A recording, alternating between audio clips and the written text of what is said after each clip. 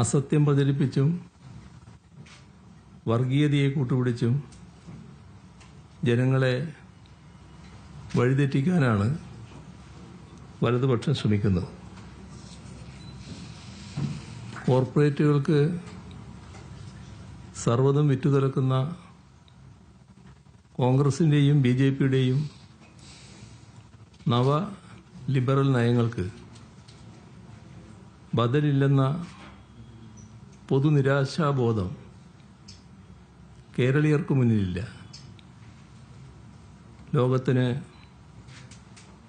മാതൃകയായ മാനവിക ബദൽ പ്രായോഗികമാണെന്ന് ഈ 10 വർഷം കൊണ്ട് കേരളം തെളിയിച്ചിരിക്കുന്നു. അധികാരത്തിലെത്തിയാൽ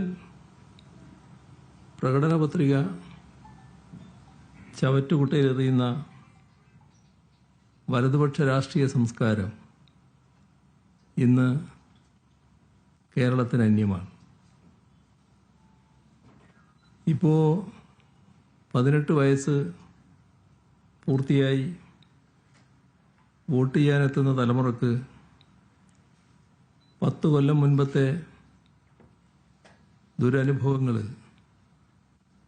അത്ര കണ്ട് ഓർമ്മയുണ്ടാകണമെന്നില്ല. സമസ്ത മേഖലകളിലും ആ ഘട്ടത്തിൽ മുരടിപ്പിൻ്റെ കാഴ്ചയായിരുന്നു. സമ്പൂർണ്ണ തകർച്ചയാണ് UDF കേരളത്തിന് സമ്മാനിച്ചിരുന്നത്. നിയമന മരവിപ്പ്, പൊതുമേഖലയുടെ തകർച്ച, പൊതുവിദ്യാഭ്യാസ സ്ഥാപനങ്ങളുടെ അടച്ചുപൂട്ടൽ,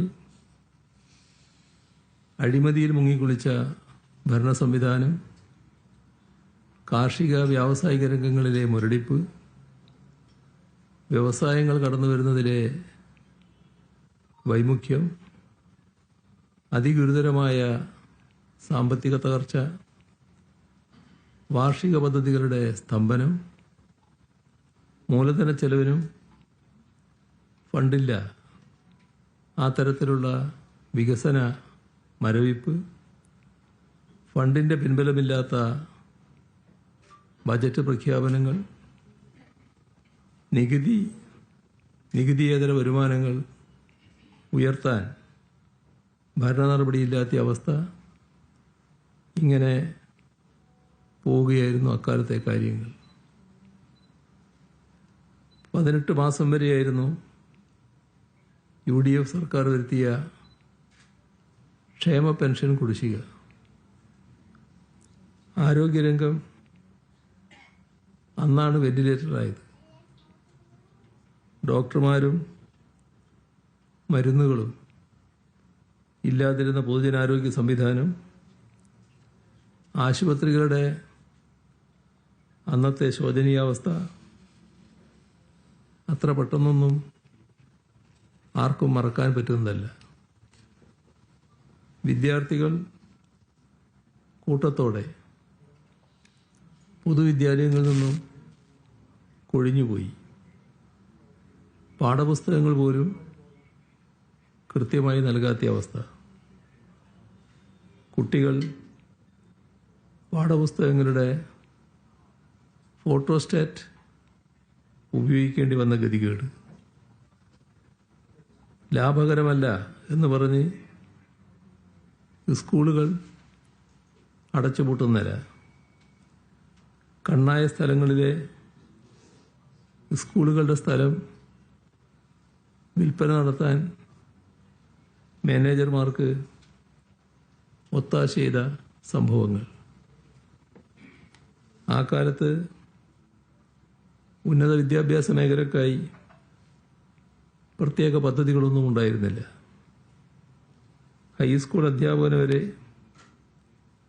യൂണിവേഴ്സിറ്റി വൈസ് ചാൻസലറാക്കാൻ ശ്രമിക്കുന്ന നിലയായിരുന്നു അക്കാലത്ത്. വ്യവസായ മേഖലയെ